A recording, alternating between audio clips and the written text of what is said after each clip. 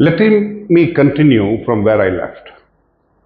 I left that we should all work together to take the whole of India out of the morass we are in. We should not be always called an underdeveloped or a developing nation. At some time, the aspirations of Indians are there. And what is that aspiration? We should also be part of the world where people call us we are coming from a developed nation, where we are welcomed not as refugees, but as people who are going to contribute to any nation where we go. We should not be looked at a nation where we are running away from a nation, running away from a country to work in different countries because we are not able to provide them with resources, because we are not able to provide them with services, we are not able to provide those people running away with work or anything. See, that is where each one, if they look into themselves, they'll feel a slight hurt. If you are really a true Bharatvasi, you will understand the hurt you will feel when you go abroad and you are being treated differently. As I told you previously in some of my videos that I had traveled abroad before. I'm talking before 15 years ago.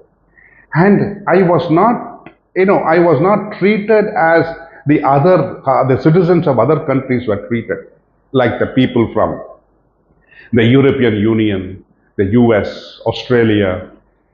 You take any other country, they were not treated the same. I still feel the hurt when I still recall the incident when me and my nephew went to get a temporary visa to enter Singapore when we had an 8-hour layover.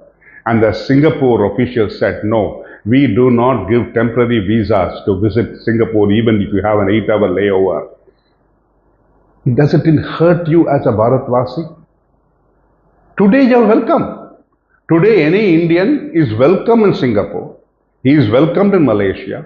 He is welcomed the world over. If that kind of incident, if everybody has got it, then they would have felt hurt. That is because we are not taught ourselves to be proud about ourselves. I spoke to you about roots in one of my earlier talks with regard to tourism. I bring it back here. If you really have a root here, I'm sure every Indian feel proud. Oh no, we should stand up to the world and say, yes, my passport is strong enough to come into your country without question. That is the value of you should value yourself as, and your passport should be valued. Recently, I went to, I think I would say about 10 years ago, or even 7 years ago, I went to Cambodia.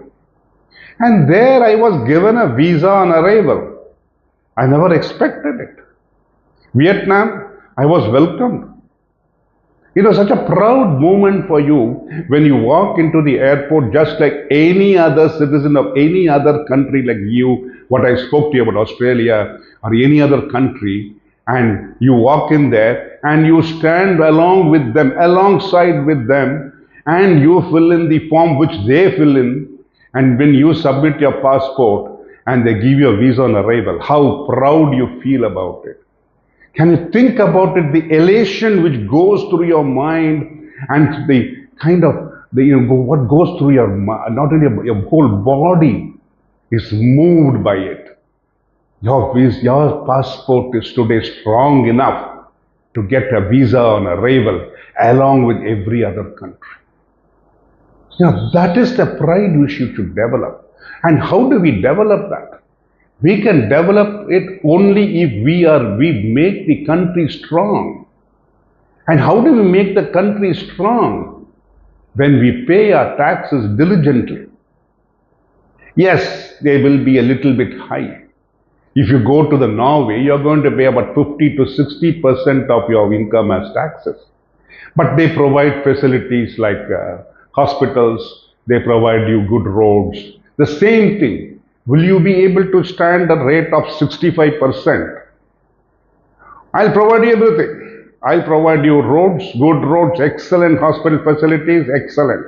Everything just like the Western, but you pay me 65%. Will any Indian be willing to do that? In the same manner, Out of that, if you go to a Western nation and ask for an appointment, you are admitted to the ER. But here, I get a special, if I go to a general hospital, even to a general hospital, and I enter the hospital, and if my need is there, a specialist comes and attends to me. That is what we should look at. Our service, medical services, are beyond compare to the world. Let me digress a little bit. One of my friends recently sent me about an information about his friend. His friend had a problem and he had a knee problem. And he said that he has to get his knee operated. And they said you have to wait for merely 1.5 to 2 years for your knee to be replaced because we don't have appointments. So he called up his friend in India and he said in Chennai. And he called up his friend and that friend said, okay, I talked to my orthopedist friend who's there and let me get back to you. And he said, okay. So the friend flew in from US, came here. I will not let you know the hospital name because there are so many hospitals around. I don't want to highlight one hospital. He came here. The surgery was done. 3 weeks later, he was discharged, fully confident about his knee. And then he went back to the US and he said it was less than 1/3 of the cost of what would have happened in the US, and I got it done on 24 hours of an appointment with an orthopedic surgeon. That goes to compliment India on what we have achieved today. And how have we achieved it today? We have achieved it today because we have all joined together to take India forward. And this infrastructure, how have we developed it? Because we put money in the banks, the money gave the banks gave the loan to the banks, the banks gave the loan to the hospitals were able to deliver the infrastructure today. And today we are having AIIMS all over India. And we are looking at settling up 100 AIIMS. So you are looking at an expansion, a boom for medical services, good medical services for the whole of it. And that is all Indians. So may I suggest that let us discuss this concept of taxation, middle class suffering, too much of middle class suffering, too much of taxation, as in a different concept. I will develop on that slowly as we go along.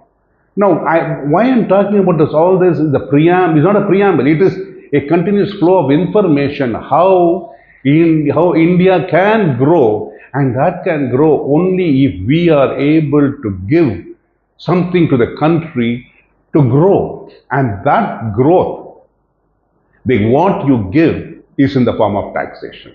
As I told in my previous talk, I said yes.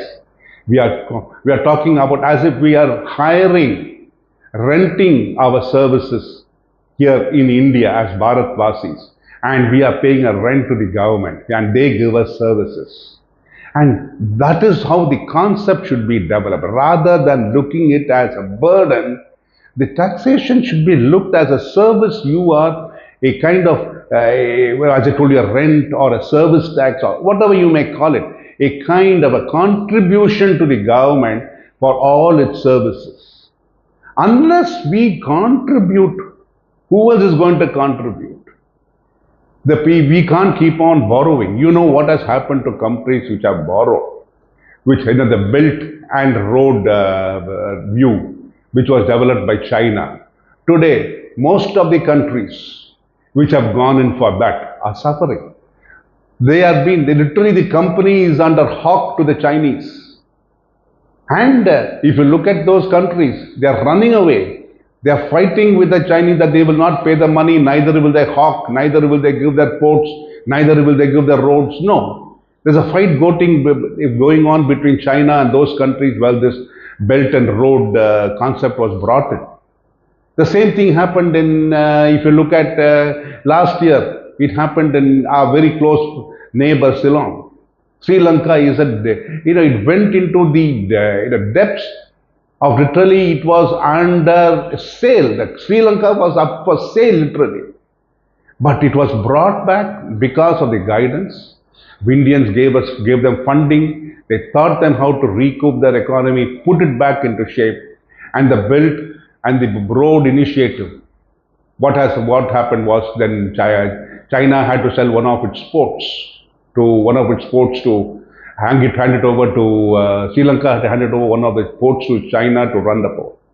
So that is what, when we start borrowing, when we start living out of our resources, then this will be the consequence. I'll continue within the next talk.